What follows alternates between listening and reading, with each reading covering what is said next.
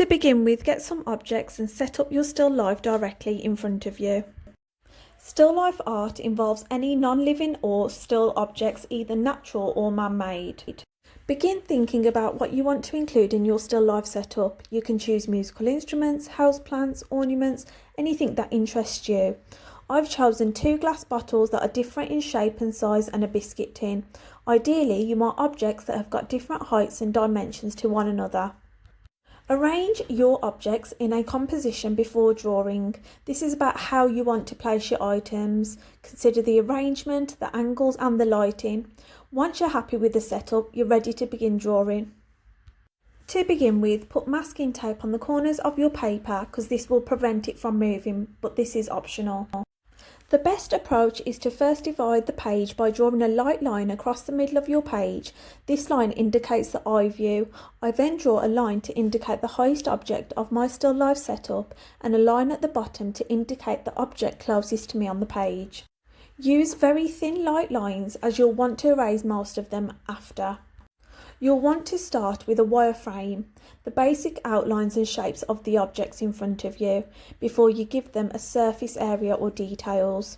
I like to draw a line across to indicate the centre of each object so that my proportions are correct, along with lines to capture the bits where the bottle comes outwards. Most importantly, always think of your objects as 3-dimensional. Don't be tempted to stick to a 2-dimensional view just because you're not doing any shading yet.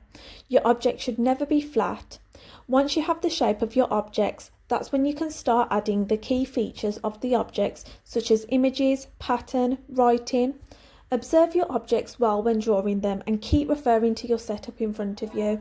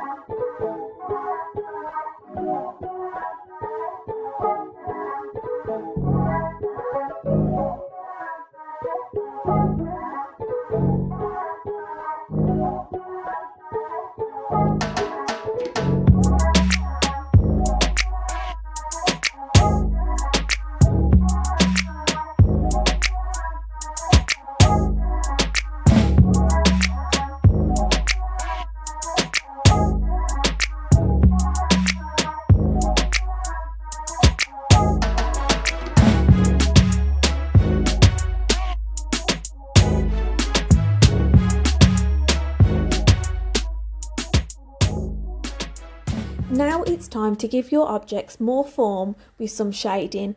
Look at your subject and find the most prominent shadows.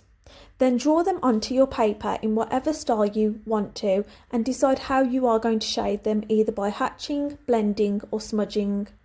I find it easiest to just draw the objects all in a medium shade for now. Make some parts a bit stronger if they are particularly dark. As you are shading, you might want to start correcting the basic shapes of the objects to see if some outlines need amending and more subtle shadows need to be added. Correct the intensity of the existing ones and smooth out the edges between the shadows. You will also notice that I used a cotton bud to blend the shades together, as this creates a subtle shadow on the bottles and adds realism to the objects. If you have a blending stump, that will work just as better.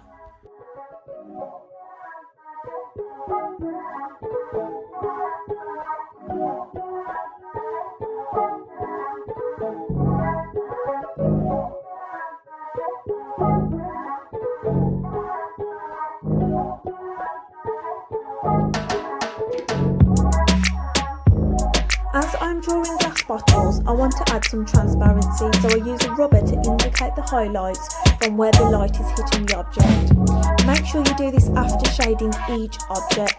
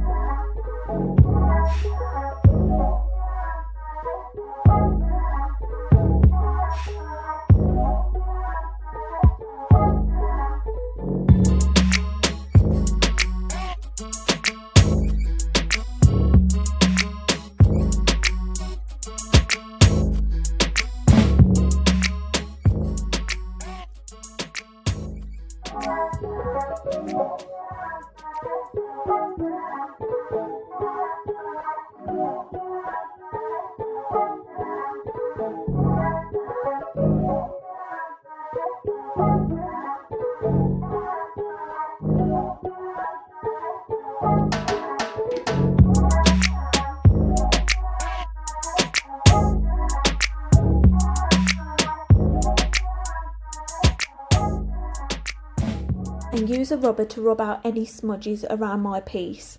The great thing about doing a still life is that you can experiment with different compositions, different blending experimentations and different drawing styles, but most of all, you can have fun with it.